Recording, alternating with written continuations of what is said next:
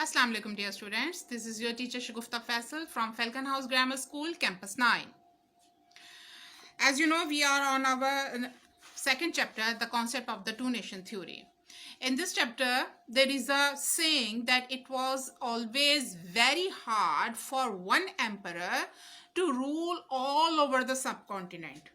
It was really hard. Why is it so much hard to rule all over the subcontinent? Why is it so much hard for a single ruler? So, as we named it a subcontinent, means it's a huge part of a continent, Asia. That's why we named it a subcontinent. And in this continent, we had lots of, we still have lots of glaciers and mountainous areas and the desert and the coastal areas, and a huge, vast area consists of the subcontinent. So at that time, we didn't have that much good communication, like the postal or a phone or via, things like that, which we used to have right now. And there was at that time lots and lots of princely states, at least 560 princely states, independent princely states. Few states are very small, on few acres or few kilometers exist, but the huge state, you must have heard about a name, Hyderabad, Deccan. It was a huge big state, it was a more than 3 lakh square kilometer huge princely state was Hyderabad, Deccan. Same goes with Jammu and Kashmir and lots, so on. So these princely states used to give the tax to the emperor or the ruler at that time, but they lived their own life. They had their own rules, they had their own regulations, and they want to live their lives separately in a freedom. And at that time, the emperors or a British Raj didn't bother about it.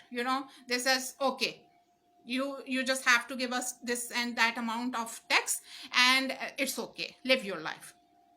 So it was really, because it was really hard, for a single ruler or single government to look after all these areas which are so complicated to go, so complicated to visit at that time. So British Raj was consist of the British Empire and the princely states at that time. Are you getting my point, what I'm trying to say? The British Raj at that time, even when the emperor and big emperor at that time, Aurangzeb was unable to have a complete rule on the subcontinent at that time. So I have a list of different areas, like the Hyderabad of Nizams, like Mysore, like Jammu and Kashmir, and like Sikkim in the Himalaya side, on the foot of Himalaya there was another tribal area, which is Sikkim. Indore in the central India, and the 40% of the whole area, these princely states were having 40% of all the subcontinent, mostly decided to accede to the India, and mostly decided to have being a part of Pakistan. Except there was a problem at that time. That problem was which we were having with Jammu and Kashmir. The accession process was totally peaceful. Whichever state want to be part of whatever, whether the Pakistan or India, they have got the accession, except Jammu and Kashmir, because there was a Hindu Raja over there, and he manipulated, or he had a propaganda with India within a night. The accession process was all over peaceful except Jammu and Kashmir. So as I told you, there was a problem. There was a huge responsibility to rule all over the subcontinent. It doesn't mean that all the princely states at that time were very much devoted to their emperor or their Raja Maharaja. That doesn't mean that they were part of that government at that time. They mostly had dispute with their Maharaja or their emperor.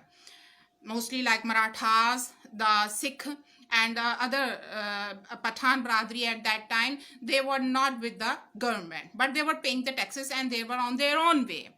And not even the British Empire, neither the Mughal Emperor have ever tried to convince them to give them the part of their government, or have tried, even not even tried to have a good relationship with these princely states.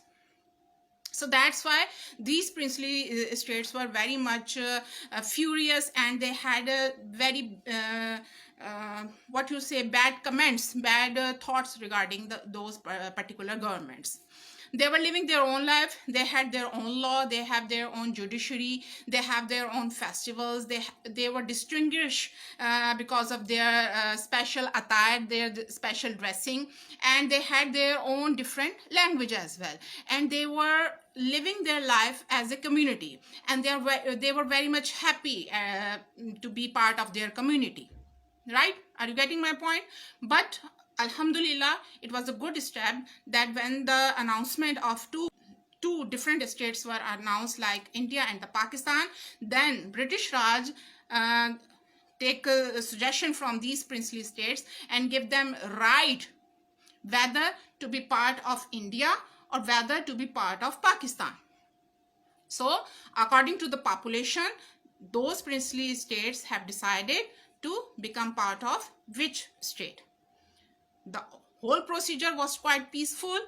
Whole princely states were very much happy, and happily they take accession or to whether to India or whether Pakistan, except I told you Jammu and Kashmir, because their Maharaja was Hindu, but the majority of people living over there were Muslims, and there were dispute between the Maharaja and the Muslim majority.